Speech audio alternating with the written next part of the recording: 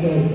Now, trying to take a look into the opening prayer or the collect, from where we are able, from which we will be trying to connect unsa yung mga nahitabo diya sa mga pagbasa.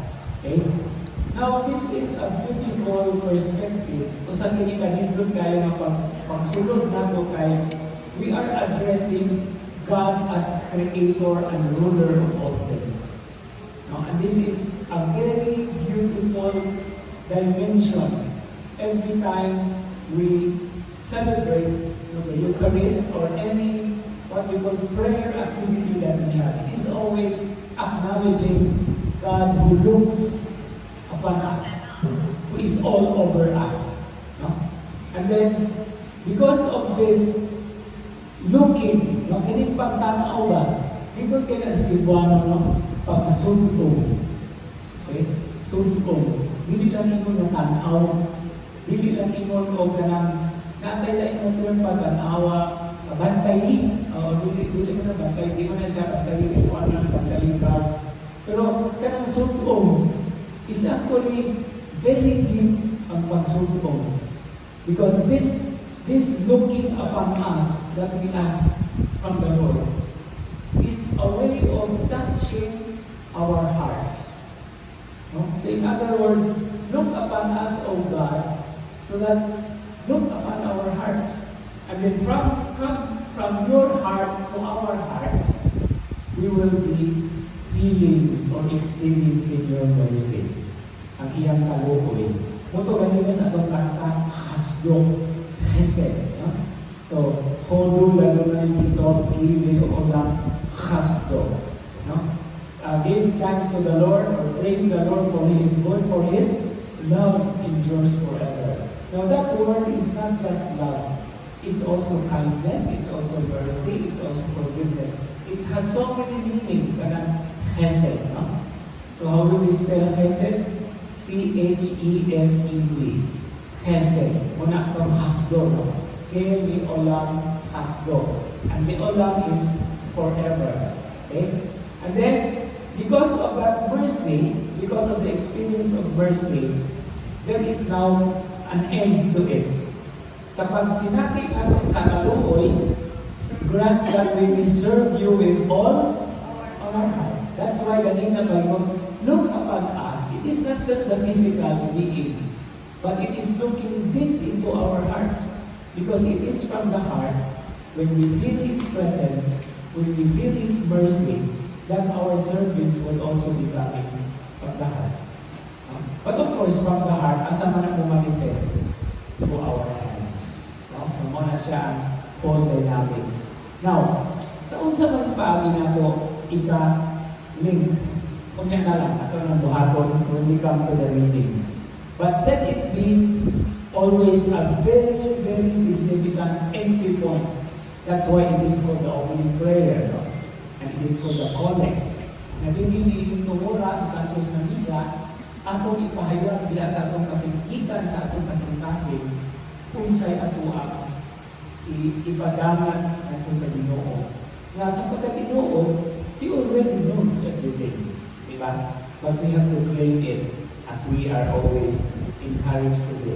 So the Cebuano version of that prayer, which is based on the previous English version, is actually practically very much the same. No? O Diyos na makagamot, among pagbubuhat kung mag-aagak is guide. Himua nga mag-alagad kami kanimo sa tibong namong kasing-kasing.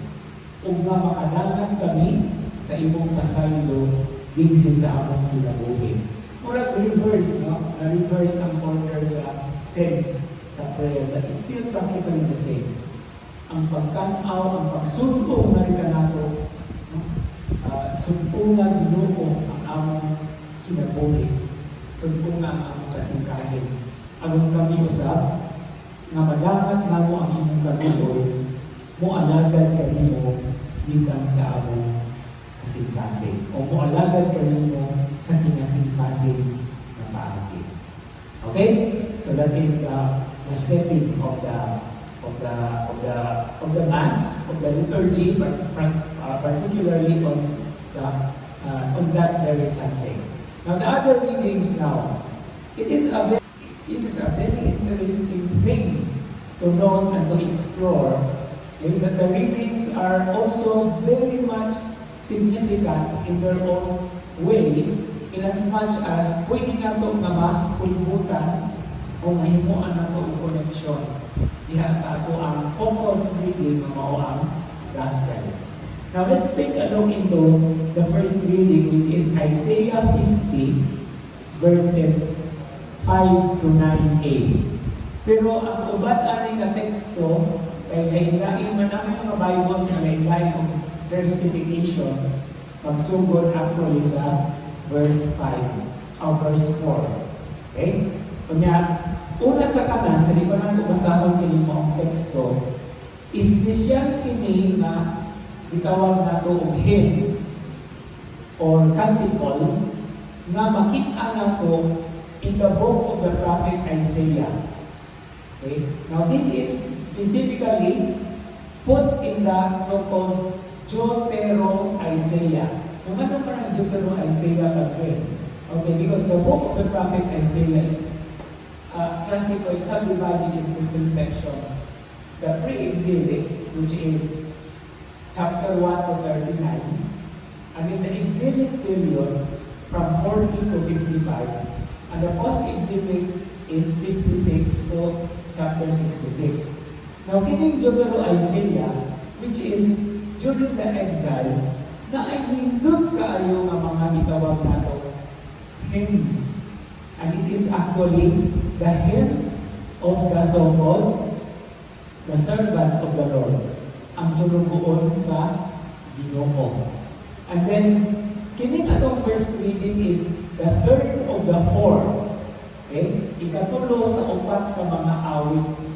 And all these hymns speak about the suffering servant. No? So the servant of the Lord, but it actually the song of the suffering servant.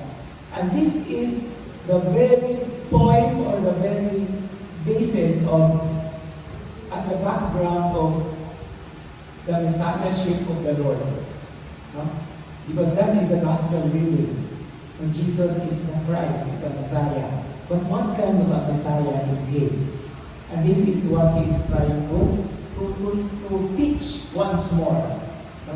Na daghan na naibala ang mga tinunan, but then He has to clarify to them what kind of Messiah is He. And at the background of this are the so-called four hymns of the servant of the Lord. No? Nindot kayo ng tanawang kay, especially the last hymn, kanang ituupat na hymn, nga murag literal yung kayo na nahitabo kang Jesus, ilabi na panahon sa ilang passion. But let us take a look into the hymn now. It is Isaiah 50, 5 to 9a, or sometimes we begin with verse 4. The Bible that I'm using is the New American Bible. It is in verse 4. Okay, it begins with verse 4. Now the Lord God has given me a well-trained tongue, that I might know how to answer the weary, a word that will waken them. No? So kana di ay pulong na ikalitok o ikapaambit aron makapahigmata. Not the physical speed, no? But makapaghimata sa galamhan o sa kasing-kasing. So muna ang pulong. No? So the servant here in the hymn is talking about the Lord God training the person, no? The tongue, ang sa pagsulti. After all, mo kung yun ang kasing-kasing sa ato ang identity, no? To preach the word of God. But then what is happening? Okay, the awakening of the people's hearts or desire. Diba? Mo nang ato ko yung prayer kanina, diba? Sa pagsulong sa Diyos, sa Ginoo, sa atong kasing-kasing, tingnan po sa kasing-kasing pagalitan na atong lugar. And then, we continue. Morning after morning, He wakens my ear to hear as disciples do. No? Imagine, kada buntag, sa tanang adlaw, no? Pamatkong, paambuhon, hatagan o dili lang challenge, o dili kanang stimulus, no? Na mamaki ang galunggan. Pero actually, ang galunggan na nagpasabot ang kasing-kasing gihapon. No? Because it is the heart that really listens. No? And to hear as disciples do, sama ka ang mga tinunan, mamati sa ilang magtutulog, naasal na ibuo nga sa gospel reading. Okay? Now, next verse. The Lord God opened my ear. I did not refuse, did not turn away. And this is now a dimension of the suffering. I gave my back to those who beat me, my cheeks to those who tore out my beard. Nahitabo ni Jesus sa iyong passion. Kapila siya nakaruha, kapila siya i-anak, magaling kayo, wala namang nagdala namang pagkabot nila. Iyon sana, i-ibon ang iyang buwang. No? And then, my face I did not hide from insults and spitting.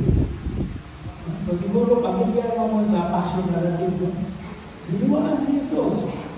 Gibugal-bugalan. And this is also a very important material that we can connect later on in the gospel reading. Ato yung ibalik ko connect. And then verse 7, the Lord God is my help, therefore I am not disgraced. This is now the dimension of hope. Bisan pa man kung unsay may tabo, God is my help, therefore I am not disgraced. Therefore I have set my face like flint, knowing that I shall not be put to shame.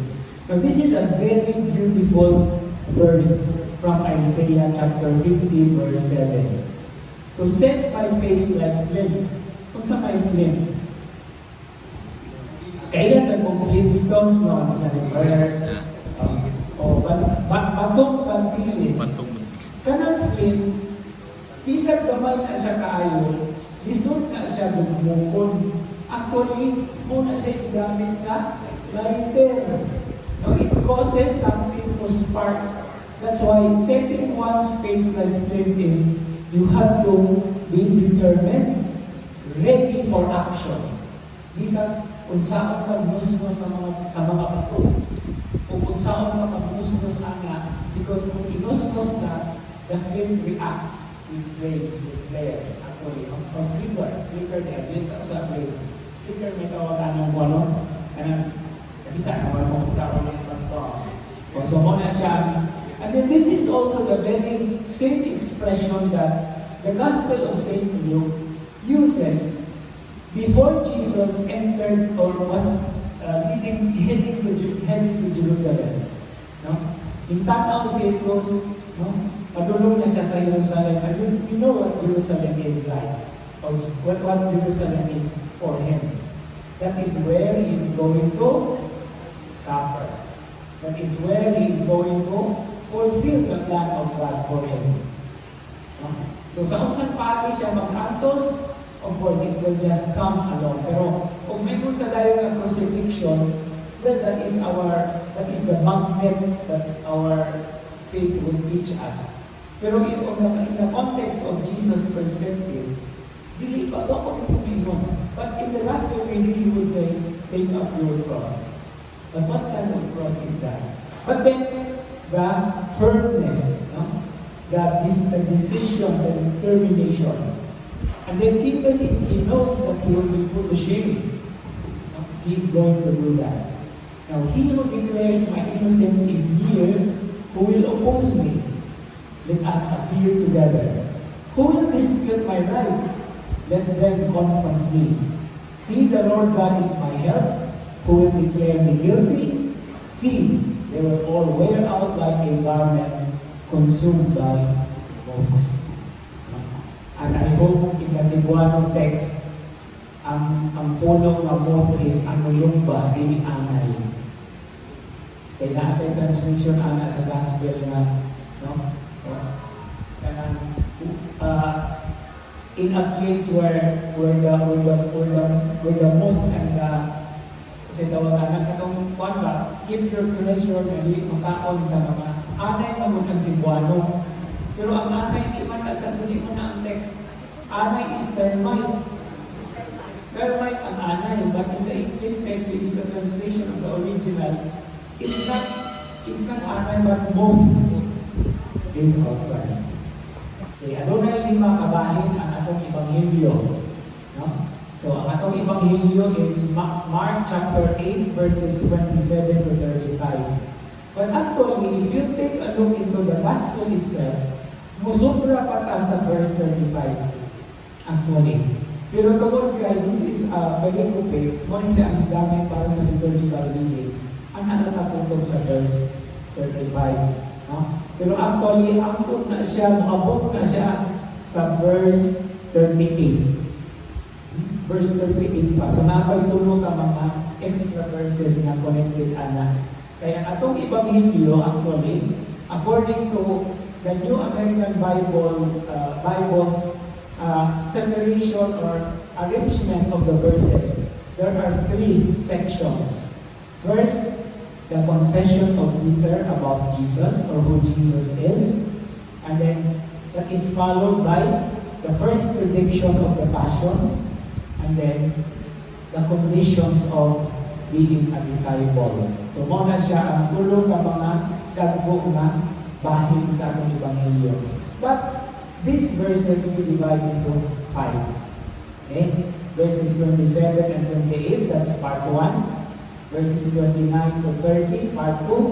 And then verses 31 to 32a. Katuma sa 32. That is the third part. No? And that is actually in the middle section. No? So, ma-conscious na po ako whenever there are certain parts no, ang magbahin. Naagami sa tuma, naagami na sa puno sa importante ng katuluhan. Okay? And then verses 32b to 33, that is the fourth section. And the final section is verses 34 and 35. Okay? So, let's go to that section. Okay. Yes. Now, Jesus and his disciples set out for the village of Caesarea Philippi. Along the way, he asked his disciples, "Who do people say that I am?" They said in reply, "John the Baptizer, others Elijah, still others one of the prophets." Okay, anak na niya po ito. Okay? So, here whenever we hear the expression now, it is a temporal introduction. No? There is a shift of the course of events. Now, karon, asa pa karon, now. So Jesus and his disciples is actually a very significant image. Kaya nga naman, it is always at the background that wherever Jesus was and his disciples, na ang mga tao na magkulog-kulog. But here we are focusing na sila lang. Diba the last time that we were discussing, this long journey of Jesus is some kind of a desire for Jesus to be with his disciples. Pero dili din mahitabo. Kaya naman, bisan asa siya, naadyan ka muna magsunod-sunod. No? And how he desired to be with his disciples only. But then when we say disciples, di man na makaingon na dusi na kabuo. E daghan ba yan ang sunod niya? No? And if we recall, katong Gospel of John, atong history 2 or 3 weeks ago, diba? Even the disciples they stopped following him. No? Kung ka-dusi na rin namin yun. Hingnan sila ni Jesus, kamo sa tubiyak kabot. No? Okay. So this is some kind of a private scene, private affair. This is only between Jesus and his disciples. And the beautiful setting here needs to be understood in 3 stages. Unsa man ni? Wala lang mo ingon na the territory of Caesarea Philippi, but only the villages. Because naman sila sa, hindi man very, very famous, hindi man sa mga dapilang but they reached into a particular place. And the distinction here is because of Caesarea Philippi. Okay? That is a very important location to understand. Ganun tawag man ang Caesarea Philippi. Or sometimes, Philip's Caesarea. Kaya ganun Philip, Caesarea Philippi, sa di, wag pa na tawag na maong lugar, hindi ka sa teritoryo ni Herod and Antipas ngayon so on the Philip. So we are moving from the territory of Herod. Naata din kung ito ng tanaw, naata sa bukid gamay. I remember our professor during our trip there in that part, doon na sa Lebanon. Doon na sa Lebanon na siya nakilala. It's actually a mountainous place, but it's a very beautiful place. Now, Caesarea Philippi is a place built by Herod Philip. So Herod Philip is the brother of Herod Antipas. At sila mga anak ni Herod the Great.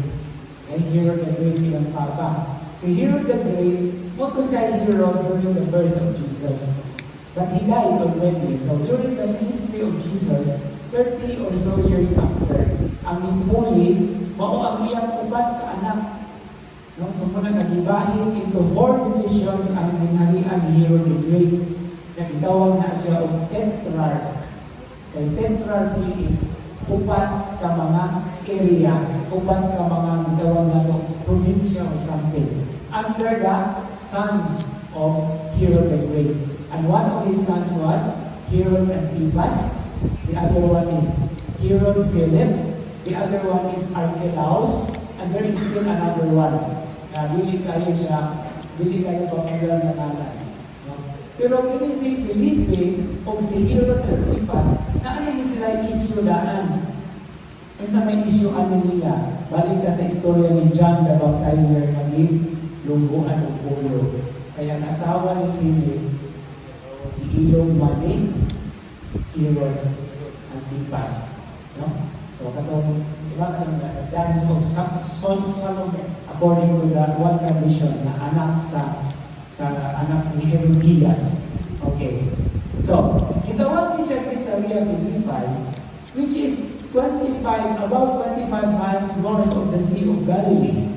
And the reason why it is called Caesarea Philippi or Philip's Caesarea is to distinguish it from the Mediterranean coastal region of the south, which is called Caesarea Maritima. So doon ay Caesarea diha sa Holy Land. Na Caesarea nga doon sa dagat sa Mediterranean, muna gitawag og Maritima kay naa diha ko'y itukod na palasyo si Herod Port. Pero that is Maritima because anak niya Colombo ang mga barko. Maritime. No? So, Caesarea Philippi is a distinctive name to distinguish it from Caesarea Maritima na ata sa bukid. But even before that, before Philip gave the name of the place in honor of Rome's Caesar, ayaw mo pagdahong ka ng Caesar, proper name na, dili na proper name ng Caesar. Caesar means Emperor. So, mayroon ka na Emperor Augustus, mayroon ka na Caesar Augustus, or Augustus Caesar. Augustus kay Caesar Tiberius. So, kanang Caesar or Kaiser in German, it means emperor. So, Caesarea Philippi. So, ang Caesarea in Philippi. Pero si Philippi, ang ngalan ang lugar in honor of the Emperor of Rome, who was also, by the way, considered to be a god. Okay, now, but before it had the name Caesarea Philippi, its original name was Balinas. And Balinas is related to the worship of Baal. And who is Baal? The god of fertility of the pagans. Who is actually also equated by many traditions as the Lord. But Baal, with a capital B, is the God of harvest. Naana siya asawa, si Astarte o si Asherah. And since he is the God, he is a principal God, he is the God of thunder. Kay siya man maoy sumala sa pagtuo, siya man maoy mapatabulong sa luta. Muna ay thunder, ano may thunder? Thunder and lightning, ilog o hila. Muna ay ulan, di ba? Kung may ulan, palang luta. No? Pero Baal also in Hebrew with a small b is used to mean Lord or Master. No? Nakakay manalila, nakay Agalon, ang tawag na is Baal with a small b. No? But the name, again, going back to that place, it's called Balinas because it is related to the worship of Baal. And later on, the name was changed from Balinas to Banias. Okay? At least doon, Balinas, Banias. But Banias is another way of saying Paneas. Because according to the story, there is a grotto dedicated to Pan. Isa man si Pan. Isa man si Pan. Pan is the Greek god of nature. And he was believed to be, this place was believed to be the place of birth of the god Pan. Now, how is Pan described? He is half man, half goat.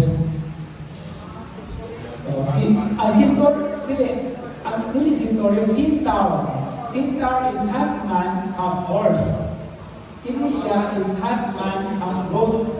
Okay? Now, ang iyang dala ani, karoon ni siya mag-flute. Kanang flute, kabalo mo kung sa pan flute. Kanang pan flute, kanang mura o buwan, hindi na flute niya taas, no? Kanang mura o buwan, mura o yan. O, na ay mga buwan. Muna sa iyang dala. Muna gitawag ng pan flute. Because pan, the God Pan, brings with him in flute. And I think that's part of the fertility rite, no? The music. So before it was given the name Caesarea Philippi, it was Balinas, and then it was Banias or Panias, and then Caesarea Philippi. And all these names are related to certain deities, mga Diyos. And what a wonderful way of setting where Jesus is proclaimed as the Son of God. No? So in other words, niining tumura sa atong Ebanghelyo sa ministry ni Jesus, diha yun ipahiluna ang magproklamar kung kinsa si Jesus sa lugar nga ilado nga adunay kalamilitan sa mga Diyos-Diyos. Okay?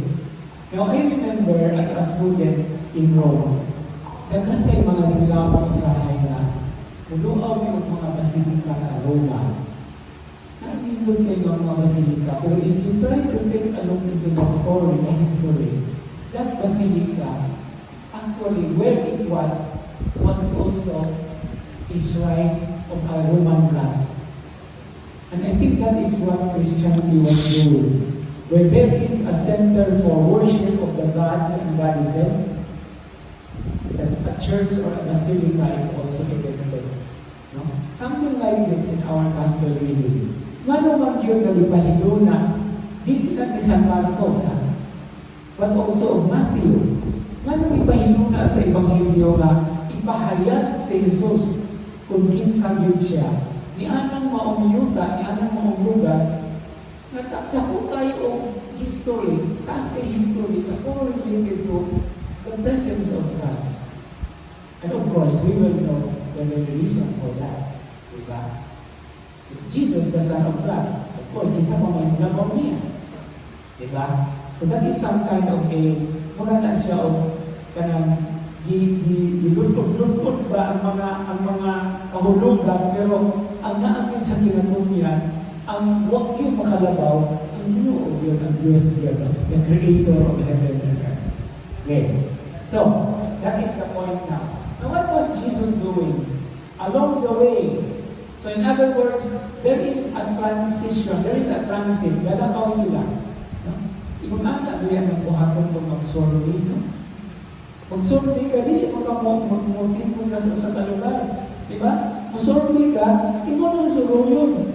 Diba? Namang gani paagi siguro survey o asa ko puto, asa ko abot, mau na yung akuna.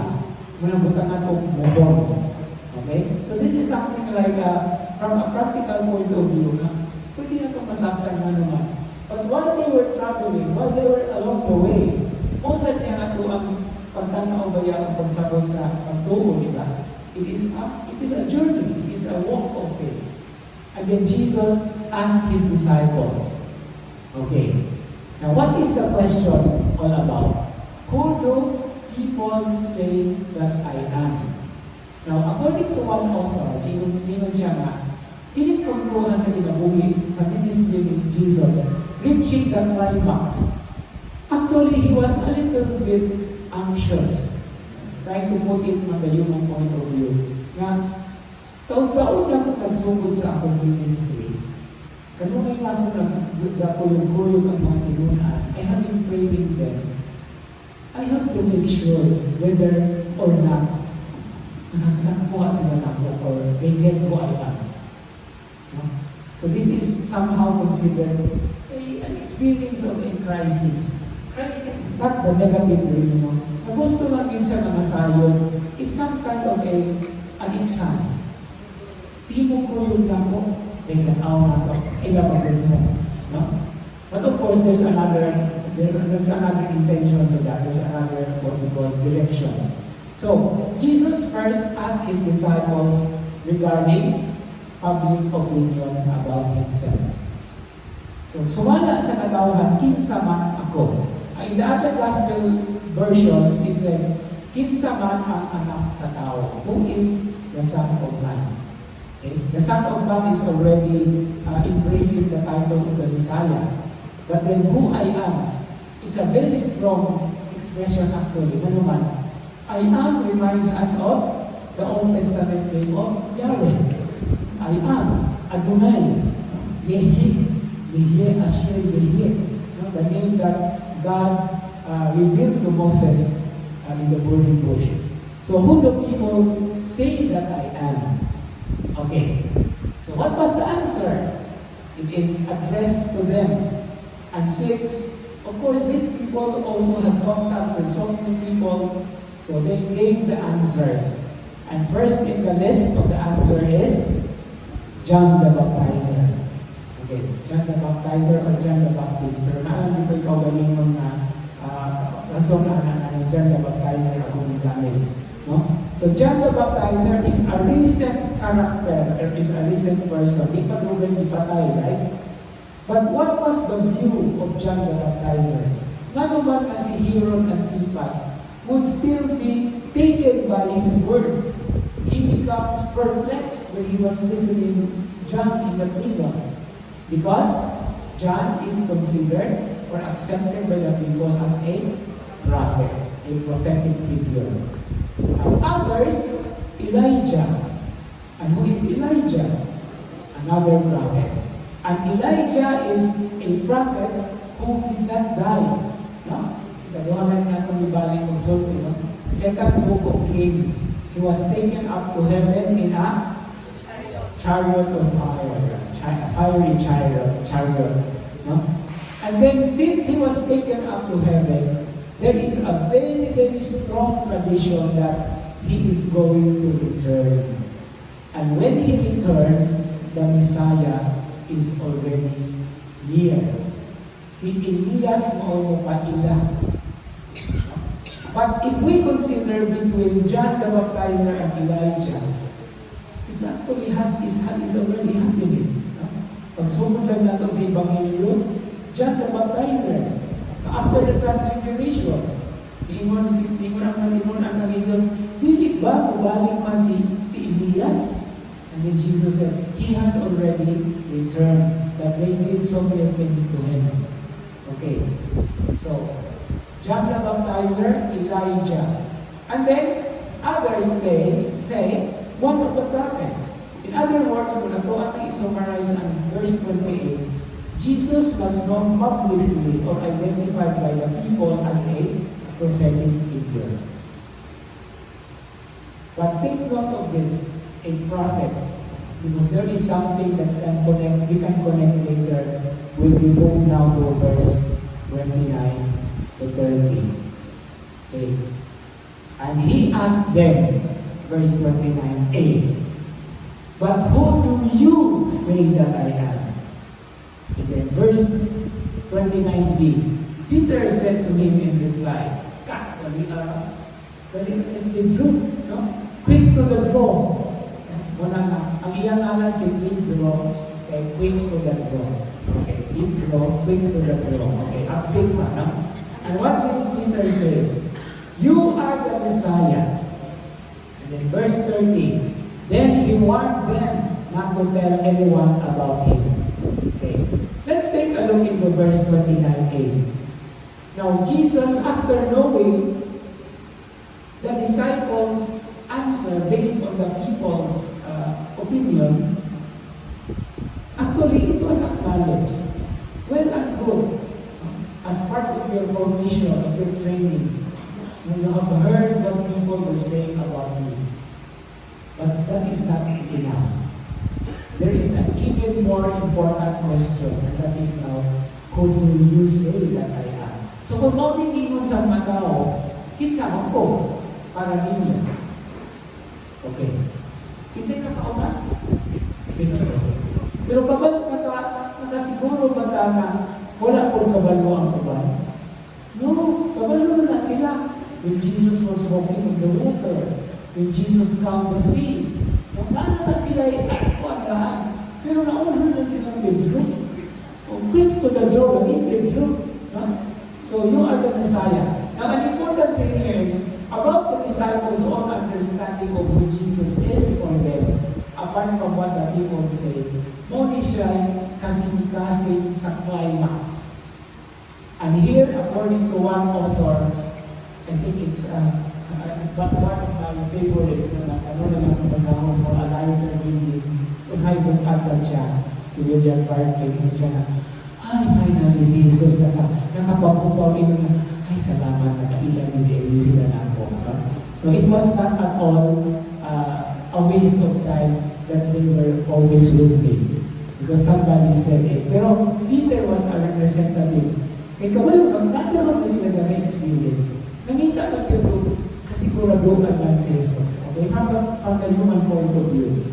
And so Jesus hid a sigh of relief. Oh, at least they know who I am. Okay? Now, the full context or the full detail of this confession, which is only found in St. Matthew, has a very interesting dimension. Ano man? It is there that Peter's name, Simon's name was changed to Peter. And then, the giving of the keys of the kingdom. Wala na din sa Ebanghelyo ni San Marcos. And he cut it short. Because the most important thing is that confession, the acclamation, the acknowledgement. So, verse 29b, about Peter's quick to the draw answer or response.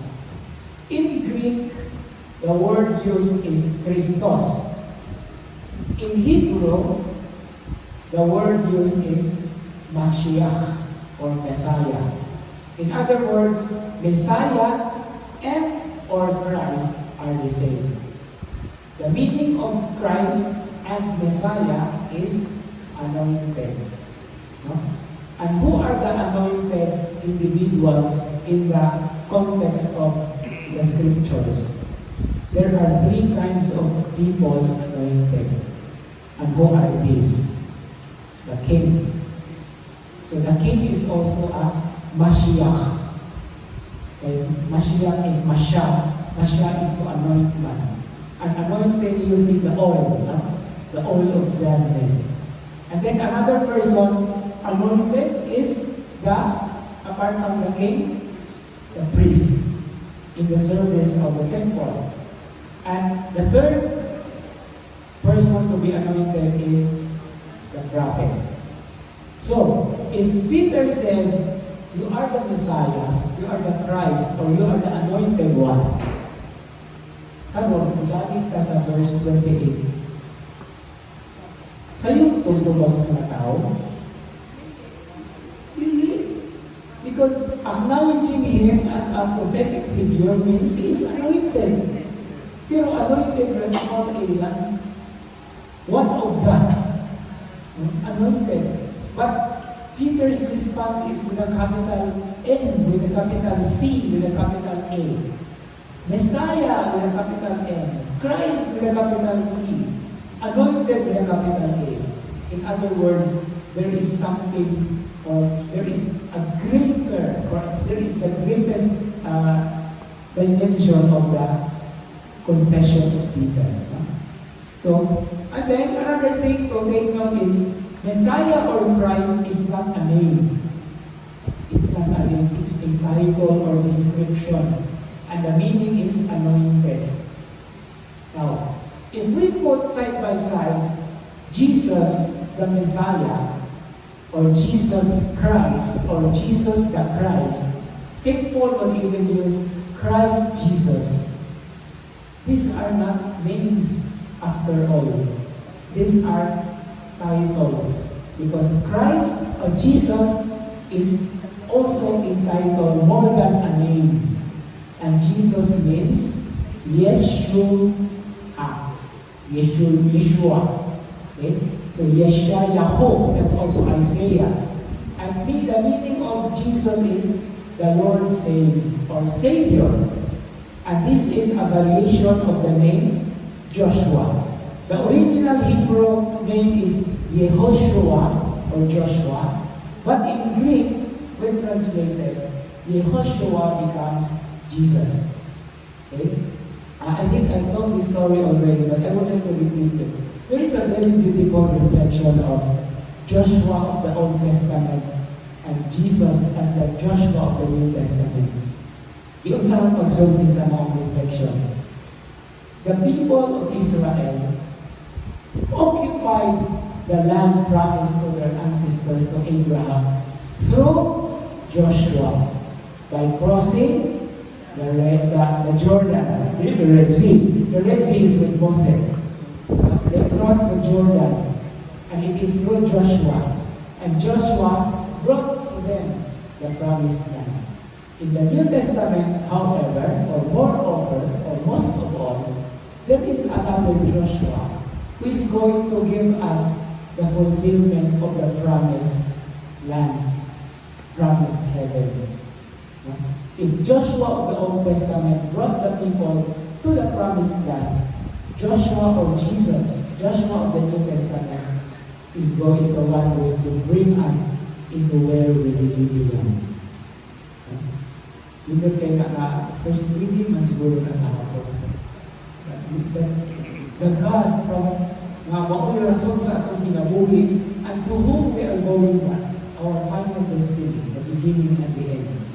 And so, if we put together, and then the other related names are Isaiah and Hosea. Okay? And what is the meaning? The Lord saves or simply Savior. Now, if these two words, Messiah or Christ and Jesus, put together, Jesus Christ means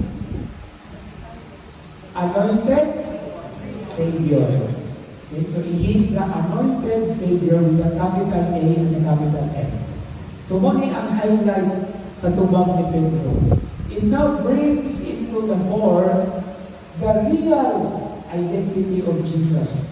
That's why in the Gospel of Matthew, Jesus said to Peter, "Blessed are you, Simon, son of John, because no human being can say this, but it is through the Holy Spirit or to the Word of God touching your mind or expressing it to you."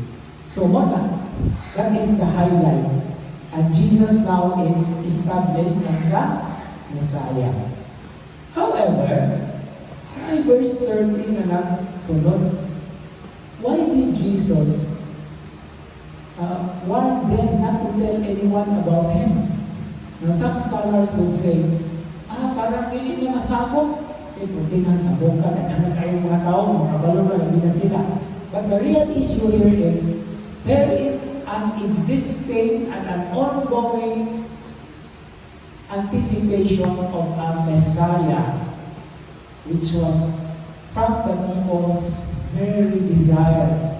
Kay nga naman, from David until Solomon, they experienced being a kingdom, being a free people. But after the division of the kingdom, after the death of Solomon, first the northern kingdom became, was actually na bibihag sa Assyrians, and later on also, hundreds of years later, ang southern kingdom ang Jerusalem, ang sentro, was captured by the Babylonians. And from that time on, until even the time of Jesus, they were under a power of powers. They were under the Assyrians, the Babylonians, and the Babylonians napili sa mga Persians. And then ang Persians napili sa mga Greeks, kay Alexander the Great. Ang mga Greeks, gisundan pa sa mga Romano. That is now the time of Jesus. And even until now, the loss of the temple is a very tragic image or a very tragic reminder that they are not free after all. So the desire of the coming of the Messiah is an ongoing thing. And this is one of the reasons why Jesus warned them not to tell anyone about Him. Because if the people would know, unsa ka kalubod, ay naana mo na ni ang Mesiyas ng isaan. No? And then another dimension here is, when we study scriptures, especially in the Gospel of Mark, nakikitawag actually, I remember the family name of the scholar who proposed this theory. Itawag niyo ang Messianic secret. No? Nakikitawag ang Messianic secret ang Ebanghelyo ni San Marcos. Si Freddy ang apelido sa scholar, W-R-E-D-E. No? Yung chakinin ko ng Messianic secret, gituyo ko nun yung pagpahinuna ni San Marcos because there is a proper time and place and moment that He will be proclaimed as the Messiah. And according to Freddy, that right moment will be while He was hanging on the cross. Already died. He already died. And who will proclaim Him as the Messiah? Ironically, it was a centurion, a pagan. No? So from now on, according to that theory of the Messianic secret, what kita itin makihibalo yun until the time that it will be revealed. But it was a struggle for the people. It was a struggle for the disciples. Okay?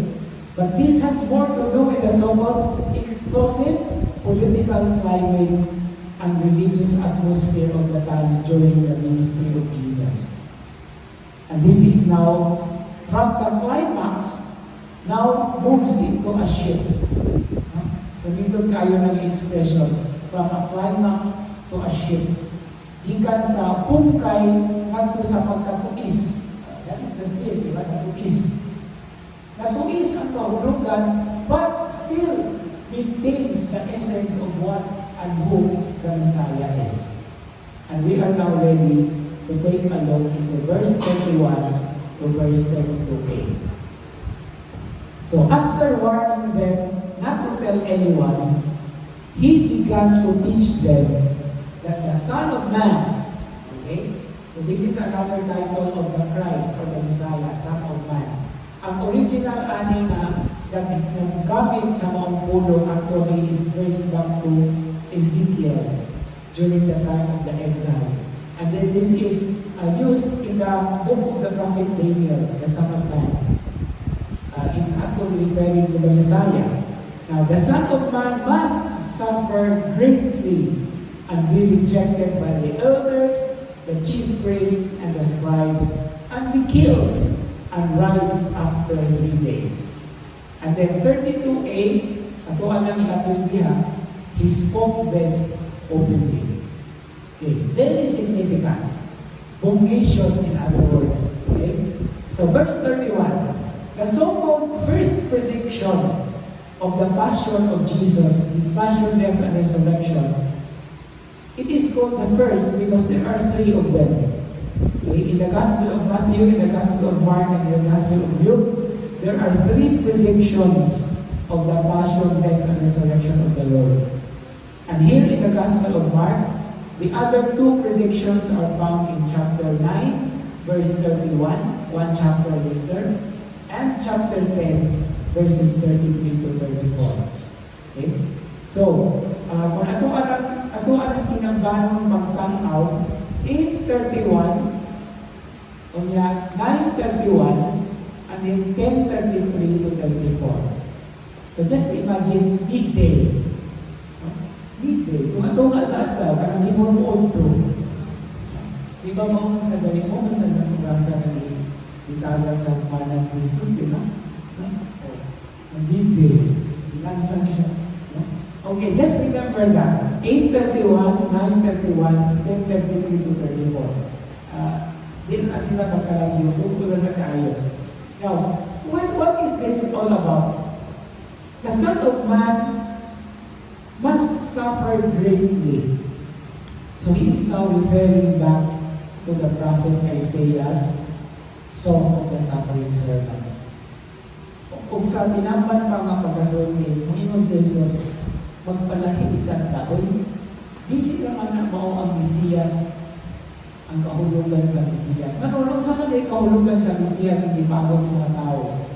Princely, kingly, warrior, or warfare, actually. Daghan kayo ng mga simulat sa mga gitawag o apocalyptic literature na ang gitawag o second book of Enoch. No? So wala na sa Biblia. Pero nagpaabot yun sila sa princely or kingly figure na maoy mo luwas sa katawhan gikan sa kaulignan. And that is the kind of Messiah that the people were expecting, including Peter and the other disciples. Muto nga pagsulti ni Jesus ani, verse 31, nang luy-luy ang ilang abaga. Ay, Mesiyas siya unang pag-angkos man. Di man na mauaw ang paabot. And that's the reason why Jesus taught them in order to regain and to open wide their perspective, to widen their perspective. And so this is where the first reading on Sunday will come in. Yeah? The Messiah is going to suffer. He really gives his face to his flat. He's here to give. Gabihan mo na ito ng bumot. Sakit ng gari ng bumot ng bumot sa kung saan nakakang ito ng pag-antos. And this is now the image that we have in the first reading. No? So, hindi mo sulod. Pero kinsa man yung mga tawhana ang isigutan na maoy mo pahamtang. Okay. First, we take a look into the elders. Who are the elders? They are the laymen. In contrast to the chief priests. Kinsa man yung chief priests? They are composed of the high priest, or the past and present, and the members of the priestly families in Jerusalem. So, muli sila ang nasa itawag ng Sanhedrin. The Sanhedrin is actually the council of elders with the priests and with the chief priests. Now, there are how many of them? 70. Now, going back to the experience in the book of Numbers, na itawag si Moises sa Ginoo, isubong mga pili of kapituan, sitinta ka mga elders. And they are the ruling some kind of a court, na Sanhedrin court. Okay? Now, ang scribes, the scribes are also included because they are considered the teachers of the law. Kaya ang tanang nila kabuhaton, basihan man yun, ibasi man yun sa dalaon. So these are the three people, the three group of people. Elders, the chief priests, and the scribes. And by the way, kinisan sila ang mga grupo ng mamatan sa mga tao. Usasagdi sa mga namandoy, nagindahay, na muabot na ang Mesiyas. Okay, kung tagal kayo sila ng mga political enemies or something to that effect. Pero ganahan din sila na maliberated. That's why they crave for the Messiah. And here comes Jesus, acknowledged as the Messiah, and then say, stop. That's not the one. Unya, one of the things that even gravitates na mabukad sa mga scenario is si Jesus, walay pupupupong isulti sa iyang matinunan na siya mauna na batang sa Mesiya. So, verse 32a is that he spoke plainly. And what does this expression mean from the Greek expression? It connotes frankness in speech, boldness, freedom from ambiguity, dili, klaro yun, straight to the point. And most of all, it is a decisive moment. And here Jesus is now able, or it has established that direction. And some scholars would say the pathway to the cross. But some of these people also say, lugar naman na nagsugod ng pathway to the cross. Hihimay lang na siya along the process. But now is the right moment. Ito na ang panahon. Maunani ang kahigayunan. Now the problem here, or the receiving end now are the disciples. So, kung sa ilang ibangit, ilabi na nga, disidido tayo mag-isulti ni Jesus. Okay. Again, quick to the draw. Big draw. Verse 32b. Then Peter took him aside and began to rebuke him. At this, Jesus turned around and looking at his disciples, rebuked Peter and said, "Get behind me, Satan. You are thinking not as God does, but as human beings do." So, what itawag na to the rebuking scenery. Jesus was rebuked by Peter, and then Peter was rebuked by Jesus in general. Now, the word rebuke, by the way, is that particular expression being used technically for driving out demons. Nakakita ko usahay na kanabang paano ba nga? Iyon sa kapagsulti ni Pedro at ni Pang-Isos mo. Kay wala man isulti niya. He just took him aside and then rebuked. So most probably, kung natuan ng isupply, iyon siguro si Pedro nga, simbang mo Ginoo, mayawaan mo ka. Di ba mo na ito ang kalagnitan isulti, di ba? Simbang mo Ginoo, mayawaan gani ka na sa isulti ka anak. Something to that effect.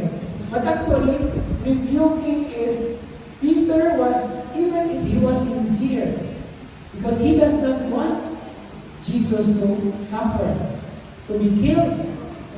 Pero most probably, nakalimutan ko si Pedro na nakapag-usap ang isulti. After 3 days, he will rise again. Kung na-focus lang niya sa suffer and death. But what is this beautiful pointer for us? That in our lives, we have good friends. Mga higala na, they always intend good for us. And this is the kind of that Peter actually expressed or demonstrated. Concerned lang din si Pedro. Lord, hindi naman nabuhin mo, Lord. Muna na biyak sa kong nabuhin. Dapat may mga tao mag-sympathize na ako. Pero usahay, it brings us even a crisis.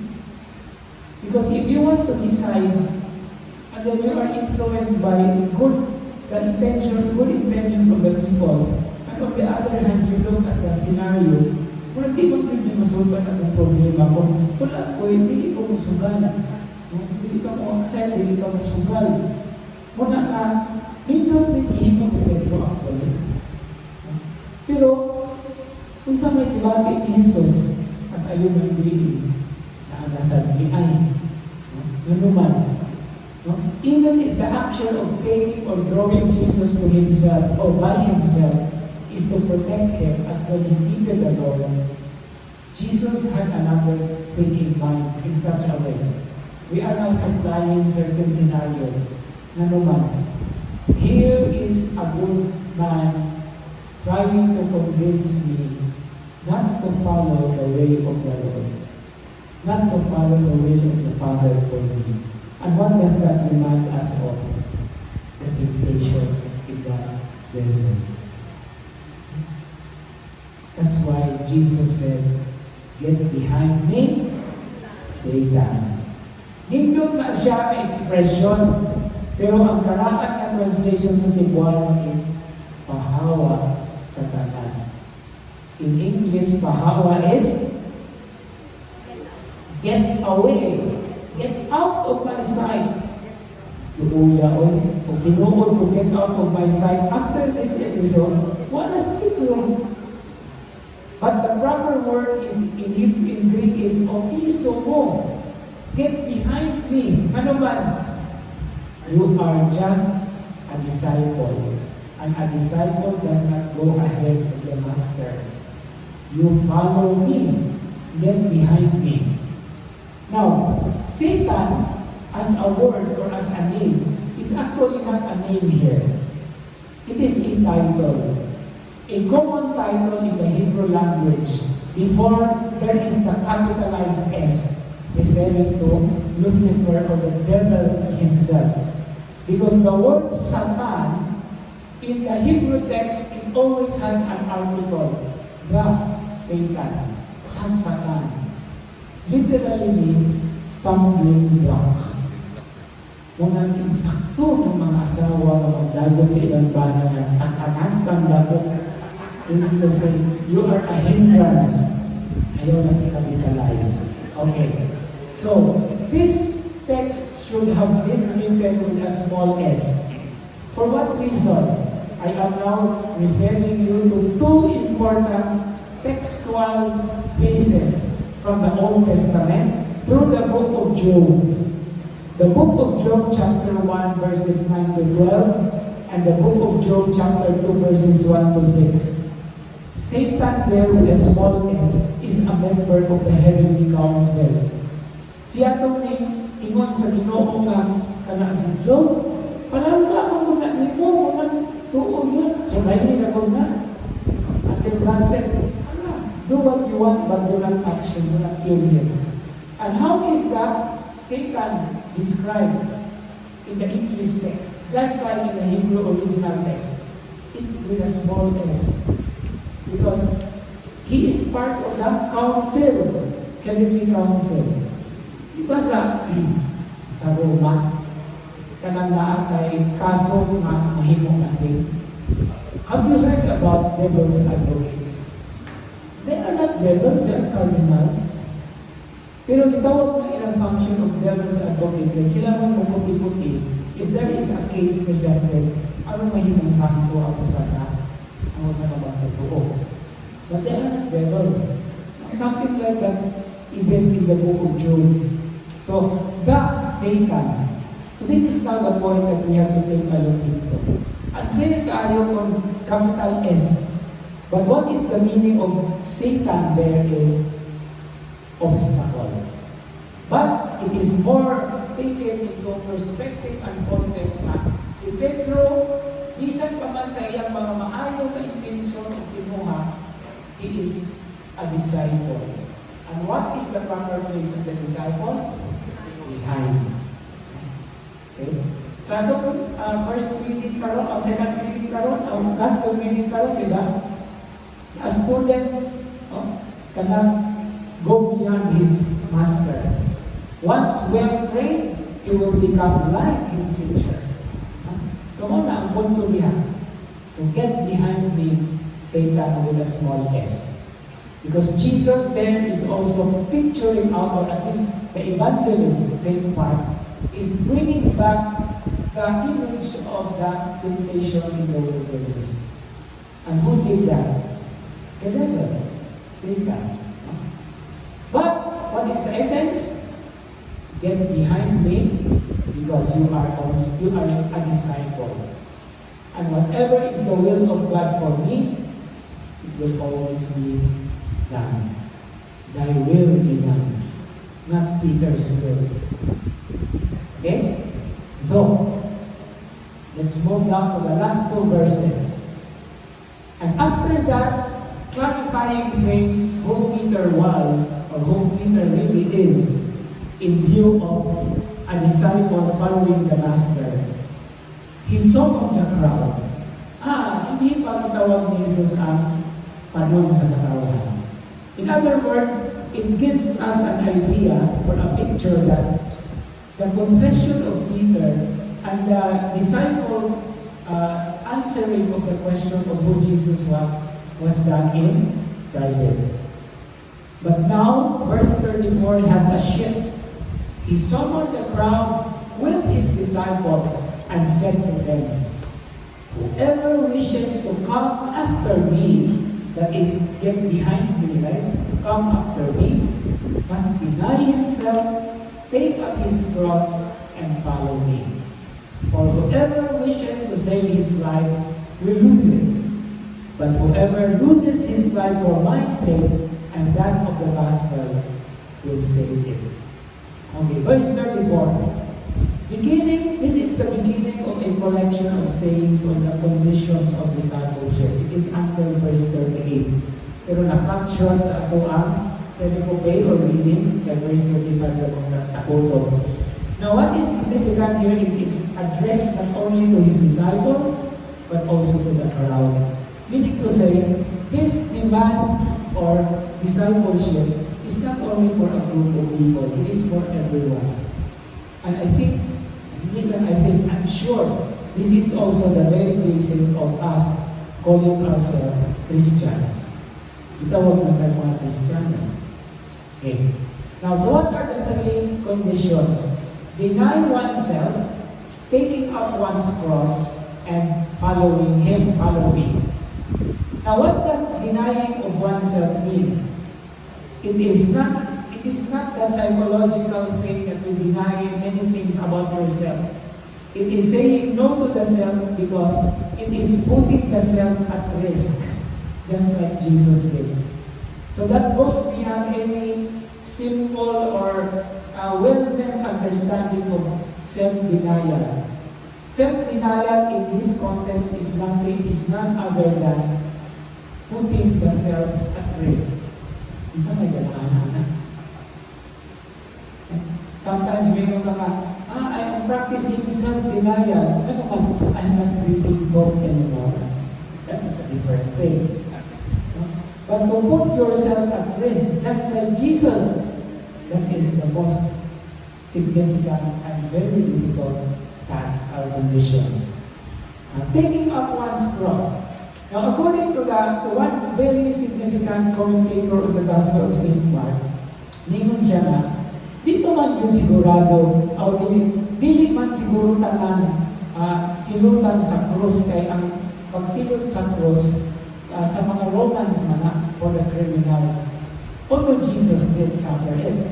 Pero taking up one's cross, actually, ningon siya na, ironically speaking, Jesus did not even carry the cross. Only a particular sentiment. May naman, minsan may ipapasa sa cross, si Simon of Cyrene ba yan? No? So, it's actually one very interesting idea, but what is the cross really all about? And to say it directly to the point is, to take up one's cross is exposing oneself to shame and ridicule by following the Lord. That's already a cross. No? Kung balabag atong isbutan, kay balabag man ang gamit sa mga Romans actually, kay ang usay mabahin sa cross, kung ano man dito, so ang balabag, ano man lang kapitayon. No? But anyway, whatever it signifies, it's exposing oneself to shame and ridicule by being a Christian. Okay? So not necessarily that mean, but being shamed because of being a follower of the Lord, that's a cross. No? Kay Lugdo mo natin, ito yung joke natin. Ambot na yung mga Lugdo ninyo anak. Mga katong asawa na nag-uul kay siya, kay for the first time in their marriage, lugay na sila nanito, luman na sila simpa kadabundan. Hindi, panahon nga, kapuyan, bangon ang bana, ay of course, na ikaligawan ang gabi sa barkada, so ang asawa na lang mo ay simba. Kaya, hugay na siya nakabantay na ang iyang bana, isa po yun siya na itawag na makakadugay o gano'n sa buntag ba. So, nagsimba ang asawa, kung ang gospel reading, morning. Niingon dahil ang pati na, whoever wishes to follow me, deny himself, take up his cross and follow me. I-explain sa pati. Kanang cross, dili lang din na siya cross na kanang imong mas anong nabalakan. They can be people who are close to you or whom you love, pero na ay gihatag ang gihugaton na. Something to that effect. So to make the long story short, after the mass, the wife went back. Then isulat din na siya bala, ano ba pa yung mahukbang bahal. Good morning na pagkuman kung ano anak ng asawa. Yung yung parang, naiwan ko ipasan. Yung asawa, di po ko pag-ito simbahan. Lord, ito na pari. If you want to follow me, carry your cross. So, you know what I mean? Okay, sige. Anyway, so, it may be literally or figuratively, the cross is always the image or the, I don't know if you would call it the shadow or something like of the picture image of those following the Lord. Because according to one dictum, we are not preaching a Christless cross, nor a crossless Christ. Kung naaga ni Kristo, naaging cross. Kung naaging cross, naaging Kristo. But it's not only limited to that, to be crucified. No? Because nagkagay ang mga cross sa atong ginagawa. And this is part of the condition of discipleship. Na dili ay easy go, easy lucky ang pagsunod sa Ginoo. And the final condition is follow me. Sunod mo kung asa mo padulog. Ano mo sunod ba niya? Kung sa may atong immediate answer ana? Because He is the way. He is the truth. And He is the life. But that's from the Gospel of John, di ba? So, deny oneself, taking up one's cross, and following the Lord.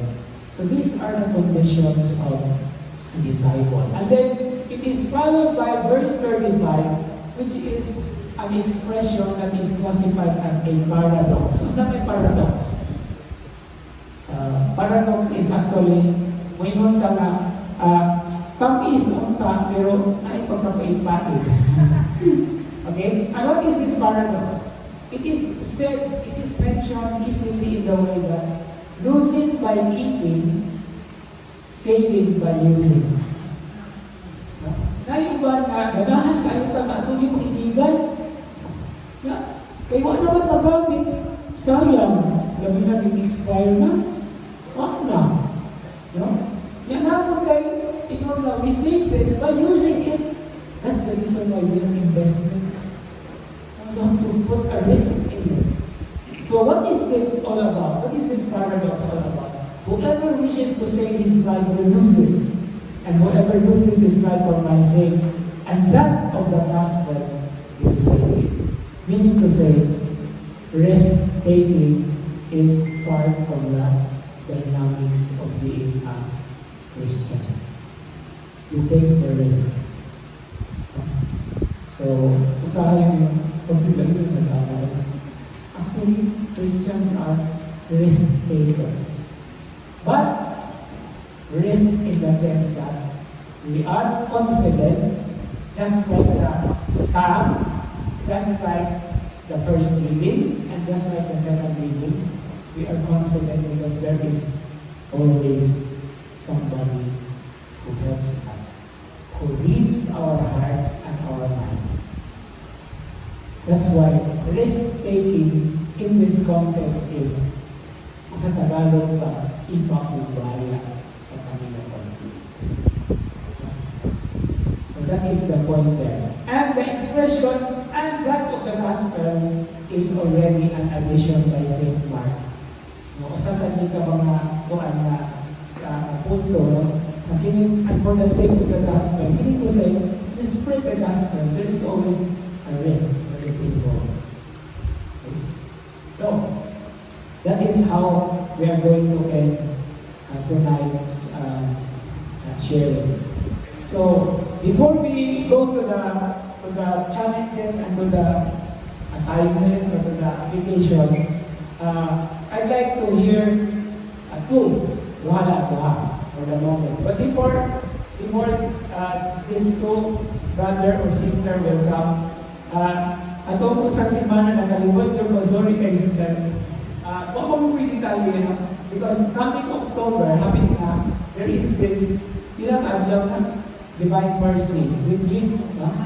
Yeah, so there is IEC, no? So, those of you who are interested, you are very much welcome. What's the ganito date, sister? 14 to 19 of October. It's like an annual retreat or something, retreat. Okay, so that's, oh, what? Oh, na Divine Mercy sa October 14. Oh, no, September 14. It's tomorrow. I think it's tomorrow.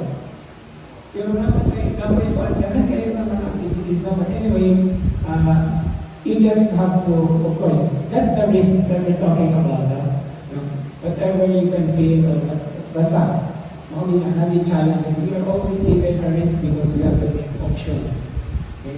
Okay, so, sorry sister, nakalimutan ko last time, nakuha ko, nag-inumdum ko, gumana natin, no, natigulan na yung pala. Okay, anyone, I would like to ask to, kung sa ba inyong feeling or impression or anything that challenges you while we are doing our prayer, doing our Bible study. Any brave soul?